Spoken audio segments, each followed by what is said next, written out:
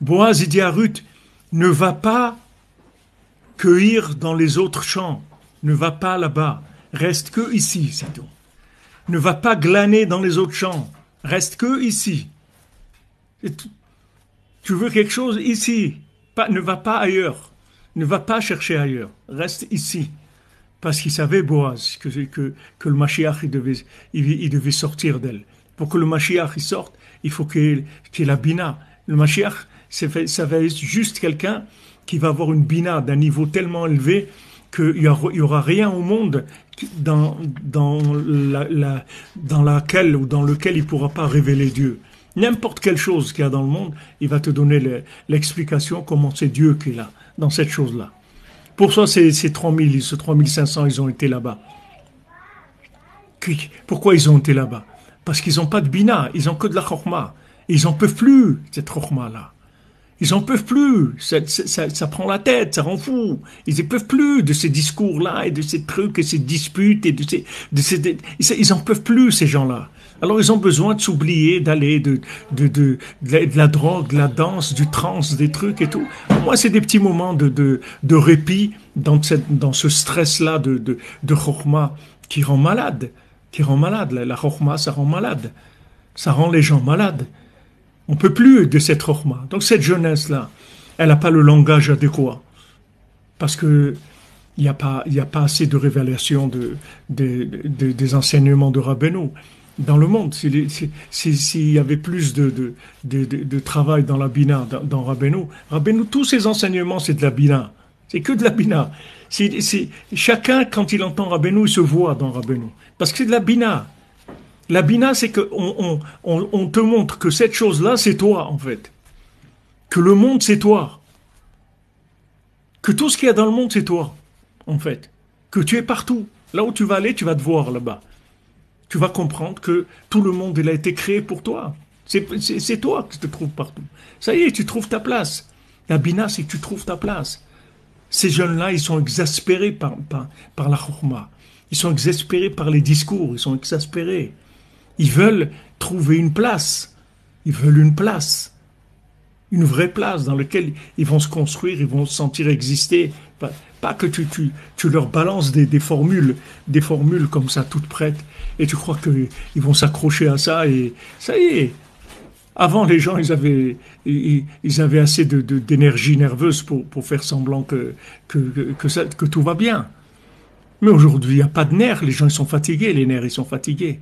Les gens, ils ne peuvent pas. Ils n'arrivent pas. Ils ont besoin de vérité. Ils ont besoin de vérité. Comme la Torah, elle te dit, voilà. Réveillez-vous et chantez les résidents de la poussière. C'est eux qui vont emmener la Géoula. C'est les résidents de la poussière. Parce que les résidents de la poussière, ils ne peuvent trouver d'énergie que dans le vrai, c'est tout. Que dans le vrai. C'est-à-dire là où on va sentir de l'amitié, de l'amour, du vouloir. Il n'y a que ça qui les motiver. Sinon, ça va pas, il n'y a rien qui va les motiver. Tu vas lui dire, il faut faire ça, il faut faire ça. Ça lui dit rien du tout. Il commence même pas. Tant que tu ne lui montres pas que lui, il se trouve dans cet endroit-là, il ne va pas le faire. Il ne va pas le faire. Pourtant, Sukkot, Simchat Torah, Sukkot, c'est là où on a mis les 70 sacrifices pour toutes les nations du monde. La Soukha, c'est l'ouverture de la Bina totale. On prend toutes les 70 nations, les 70 facettes de la Torah, les 70 années de sommeil, tout ça, on rentre dans la Soukha, on fait tout ça de la Bina. Et à ce moment-là, boum, c'est-à-dire on reçoit ce coup-là, c'est pas vraiment un Sukkot, puisque Shmini Atzeret, c'est plus Sukkot, mais c'est Simchat Torah, la révélation de la Torah. Et à ce moment-là, tu as d'un côté de la Torah, et d'un autre côté des gens qui vont dans une partie comme ça de drogue et de musique et de trucs. Ça veut dire que cette Torah, elle n'est pas arrivée à les convaincre. Si tu étais arrivé à les convaincre, il serait avec toi, mais à Simchat Torah. Pourquoi il est là-bas? Pourquoi il va là-bas? Parce que là-bas, il se retrouve. Quoi ça veut dire se retrouve? Il trouve des gens sympas.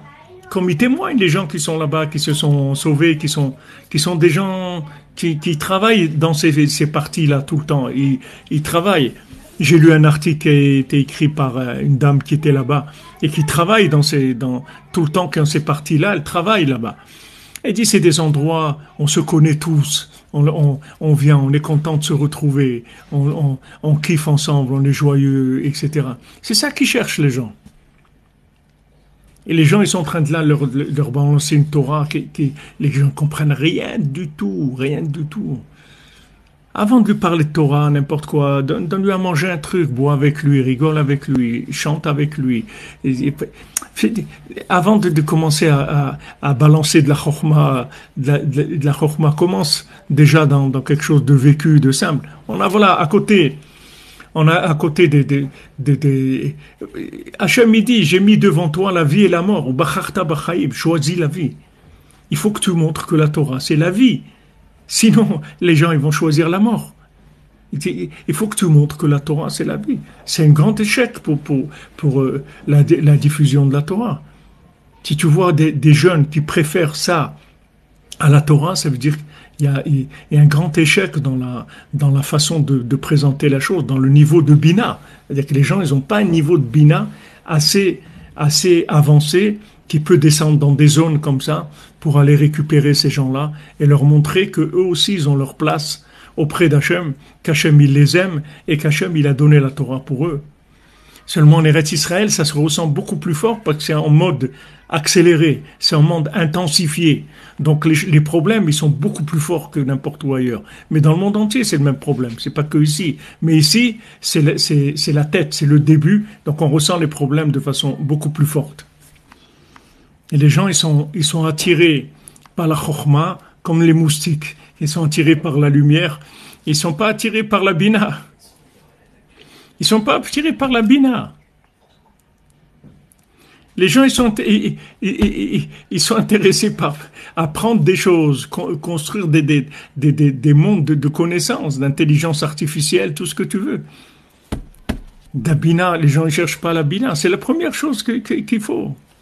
C'est la première chose qu'il faut. Il faut commencer là, avec ça. À l'âge de 13 ans, de 16 ans, 18 ans, 20 ans, il faut se marier. Il faut chercher la bina. Il faut commencer à réaliser le projet de notre vie. Il faut trouver la lune qui va nous transformer toute cette rochma qu'on a en nous. Il faut qu'elle commence à vivre. Sinon, elle alimente des clipotes après. Elle alimente des clipotes.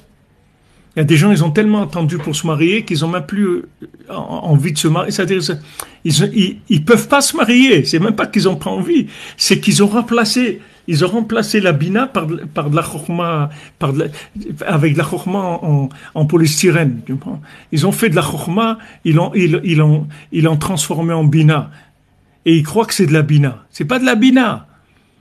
La bina, c'est lunaire, c'est pas solaire. Tu peux fabriquer comme on dit, de la chokhma melachoutit. Tu vas pas préparer de l'intelligence artificielle. Les gens, ils présentent l'intelligence artificielle comme étant une super intelligence, etc.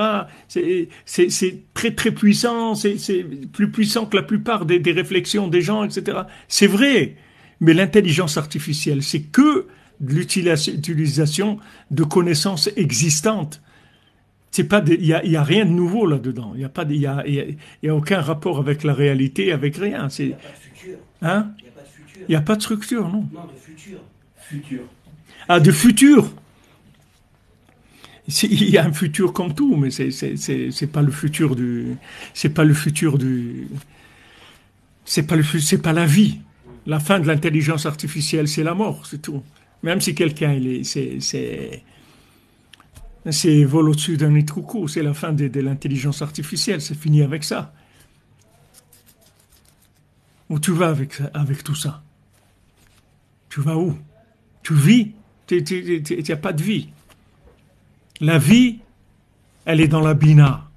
La bina, c'est la construction de la chokhma. Chokhma sans bina, elle ne tient pas. Elle ne tient pas. Elle n'existe pas. Elle n'a pas d'existence. L'existence de la chokhma, c'est la bina. La bina, ça va t'aider à construire. Ça va t'amener tout ce que tu as en toi dans la réalité. Ça va mettre du temps. Il ne faut pas croire que maintenant, tu vas te marier ou tu vas rentrer dans la prière ou tu vas venir vivre en Eretz Israël. Eretz Israël, c'est de la bina. Eretz Israël, c'est Rabbi Nathan, c'est la Bina. Eretz Israël, c'est Rachel, c'est pas Léa. Eretz Israël, c'est de la construction. C'est un pays de construction. C'est pas un pays de planante. C'est pas un pays de syndrome. C'est un pays de construction. On construit. Sinon, tu rentres dans des syndromes. Les gens commencent à raconter n'importe quoi. Le principe même de schéma binaire,